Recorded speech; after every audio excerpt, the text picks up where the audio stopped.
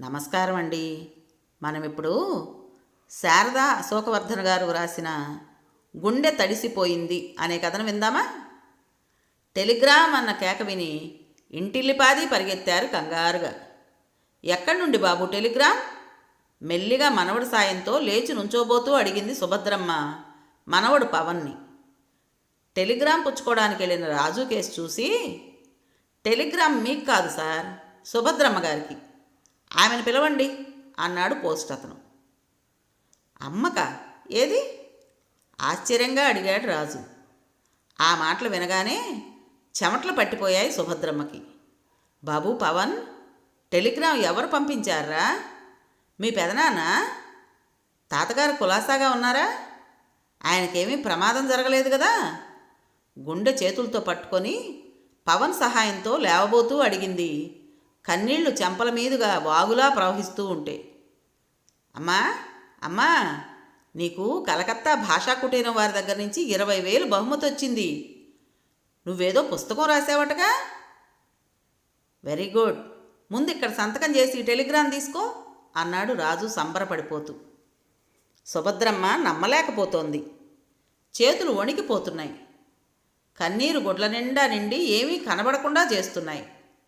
పౌట కొంగుతో కళ్ళు తుడుచుకుని సంతకం చేసింది సుభద్రమ్మ. ఒకటా రెండా? 20,000 బహుమతి వస్తే ఎవరైనా సంతోషిస్తారు కానీ ఏడుస్తారా? అయినా ఏడుపెందుకు? ఎంతో ప్రేమను ఒలకబోస్తూ అంది సౌమ్య.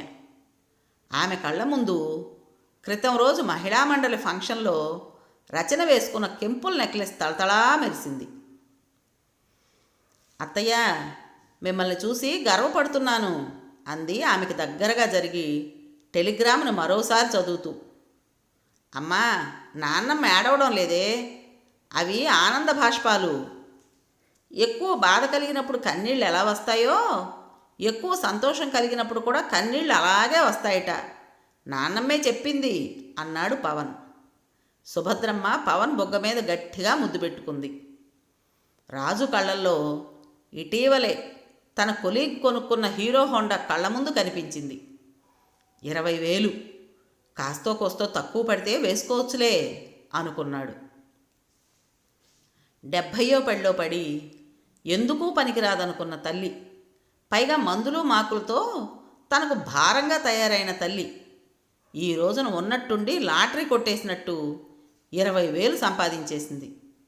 అమ్మ ఇంకా ఇలాగే రాస్తూ పోతే 20 + 20 + మరో 20, త్వరలో తానొక ఇల్లు కూడా కట్టేయచ్చు.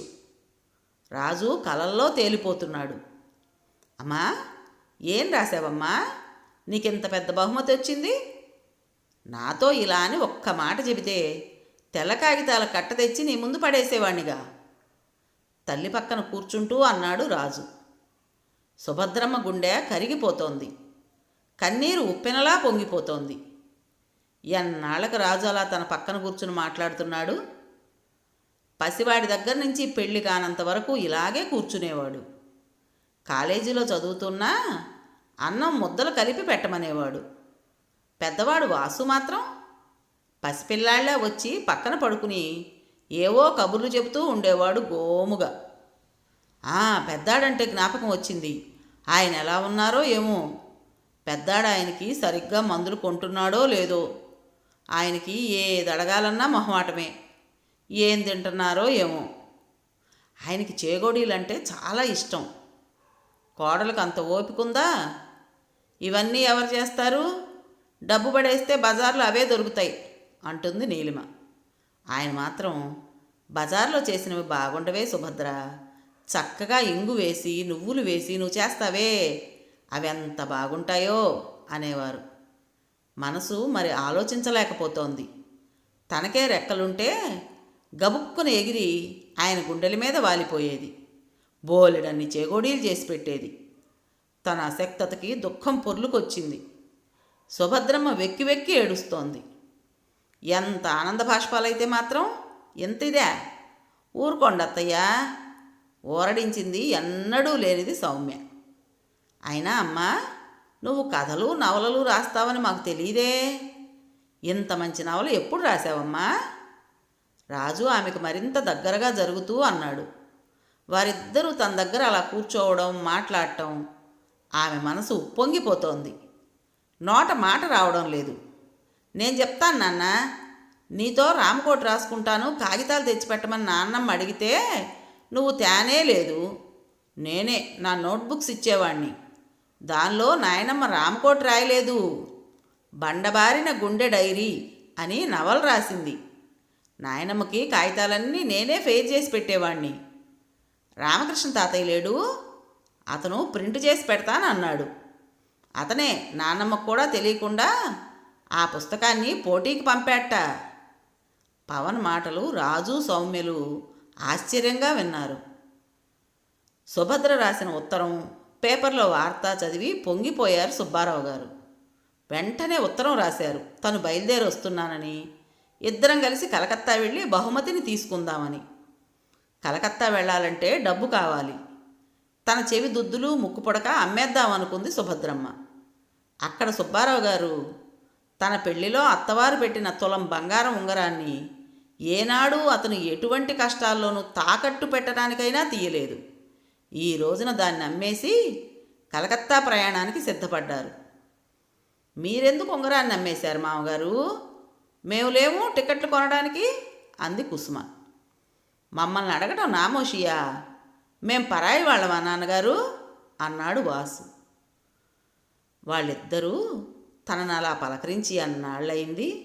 కాదు ఎన్నేళ్ళయింది. నాన్నగారు అని నోరారా పిలిచి ఎంతకాలమైంది.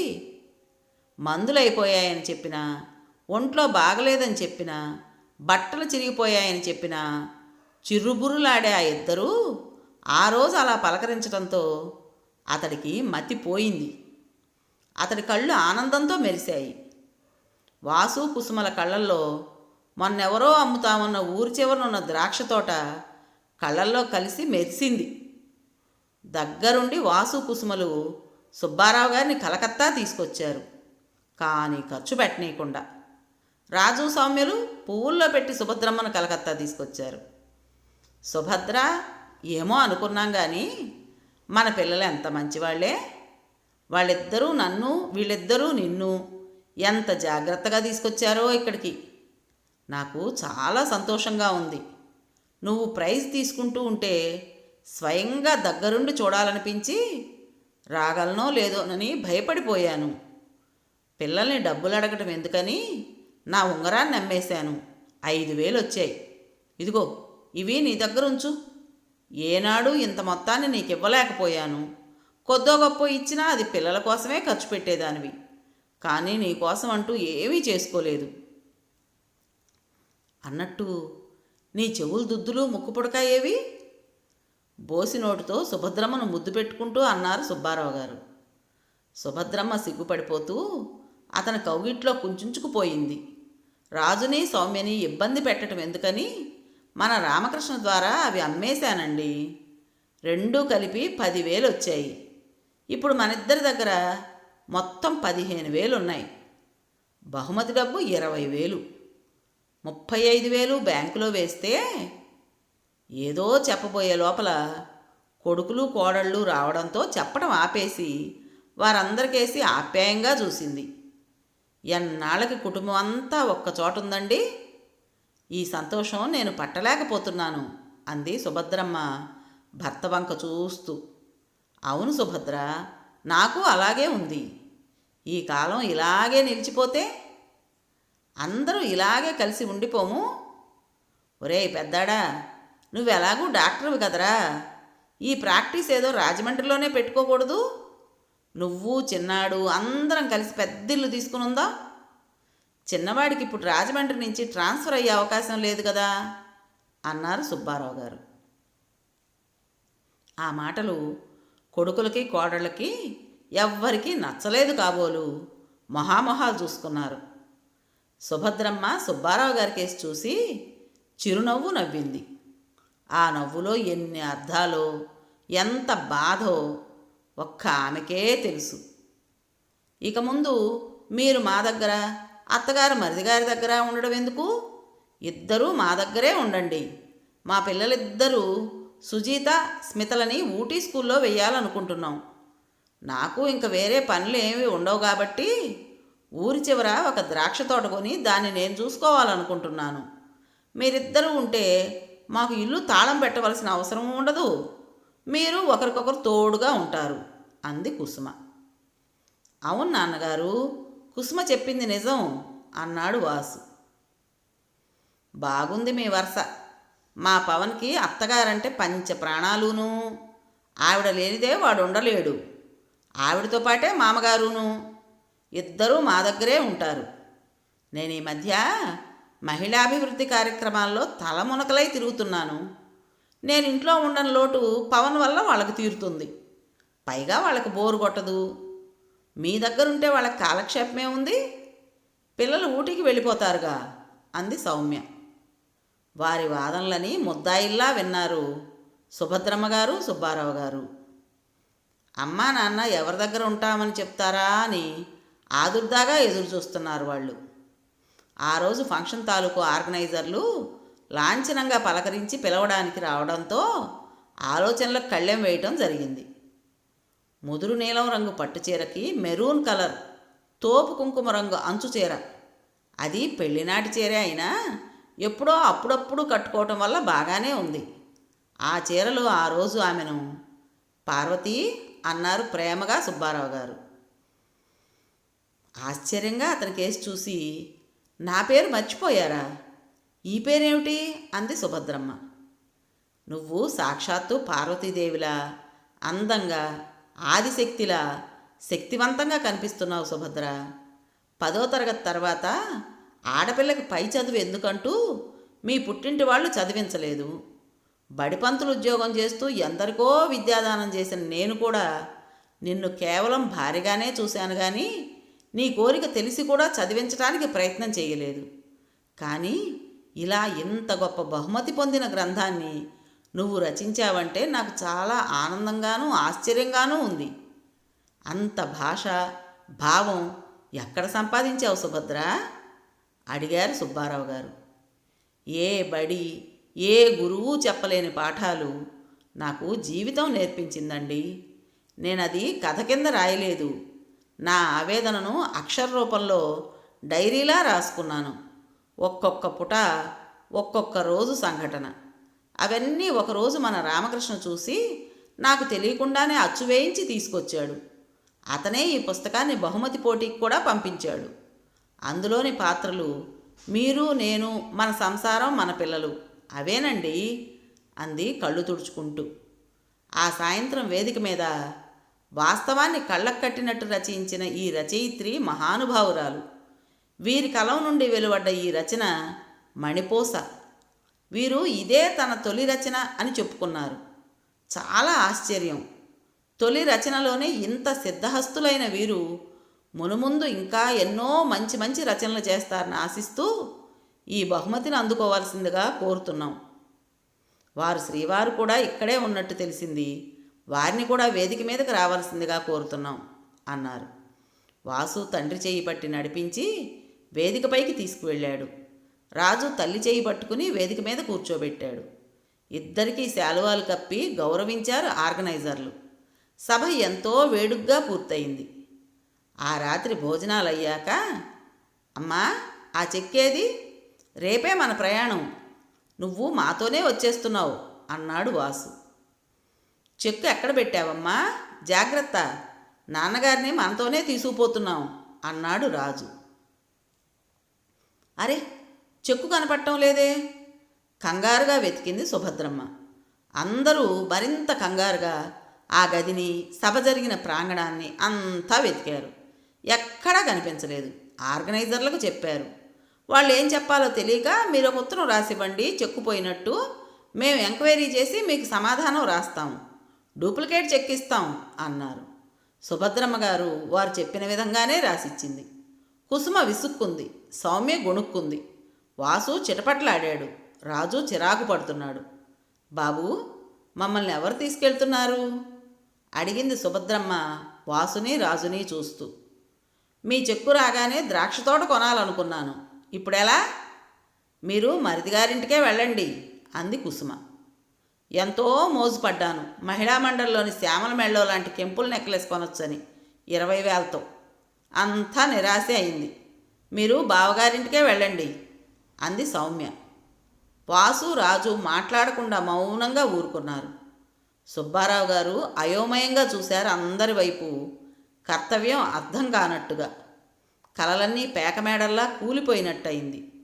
సుభద్ర, ఏం చేద్దాం అన్నారు తడబడుతూ. సుభద్ర పకపకా నవ్వింది. పార్వతీదేవిలా నవ్వింది గంభీరంగా. గలగలా నవ్వింది ప్రవహించే గంగానదిలా. భద్రంగా జాకెట్టు మడతలో దాచిన చెక్కును పైకి తీసింది. సుబ్బారావు గారి చేతిలో పెట్టింది. పదండి, ఇది నా స్వంత సంపాదన. 20,000. మన దగ్గర బంగారం అమ్మగా వచ్చినవి 15,000. బ్యాంకులో వేస్తే 35,000. ఆ వడ్డీ మీద మనం హాయిగా ఒక గది అద్దెకు తీసుకుని బతకొచ్చు. డబ్బు మనుషులు మనకొద్దు. నాకు మీరు, మీకు నేను తోడు. మనకి భగవంతుడు తోడు. పదండి అంది ఆవేశంగా. అందరూ తెల్లబోయి ఆమె కేసి చూశారు. ఆమెలో ఆనందం, కళ్ళు చెమ్మగిల్లాయి. ఆమెలో ఆత్మస్థైర్యం, కళ్ళు మెరిశాయి. ఆమెలో ధైర్యం, చూపులు సూదుల్లా ఉన్నాయి. ఆమె సాక్షాత్తు ఆదిశక్తిలా కనిపించింది అందరికీ. ఆలోచనల్లోంచి, షాకులోంచి అందరూ తేరుకునేలోగా ఆమె సుబ్బారావు గారి చెయ్యి పట్టుకుని మరొక చేతిలో సూట్ కేసు పట్టుకుని అడుగు బయటకు వేసింది. ఆమెలో భార్య మాత్రమే కాదు, ఒక చెల్లి, ఒక తల్లి కనిపించారు సుబ్బారావు గారికి. ఆడది అబల కాదు, శక్తి, ఆదిశక్తి. తనలో తనే గొణుక్కున్నట్టుగా అన్నారు సుబ్బారావు గారు. విన్నారు కదండి, గుండె తడిసిపోయింది. మరి ఈ కథ మీకు నచ్చిందా? నచ్చినట్టయితే లైక్ చేసి మరో నలుగురికి షేర్ చేయండి. అలాగే ఈ కథపైన మీ విలువైన అభిప్రాయాన్ని కామెంట్ బాక్స్లో తెలియజేస్తారు కదూ. మరి ఇంత మంచి కథను మనకు అందించిన శారదా అశోకవర్ధన్ గారికి మనందరి తరపున మనస్ఫూర్తిగా ధన్యవాదాలు తెలుపుకుంటూ, మరి ఇంత మంచి కథను మీకు అందించినందుకు మన ఛానల్ని తప్పకుండా సబ్స్క్రైబ్ చేసుకోండి. ముందు ముందు ఇటువంటి మంచి మంచి కథలతో మీ ముందుకు వస్తాను. అప్పటిదాకా ఉంటానండి.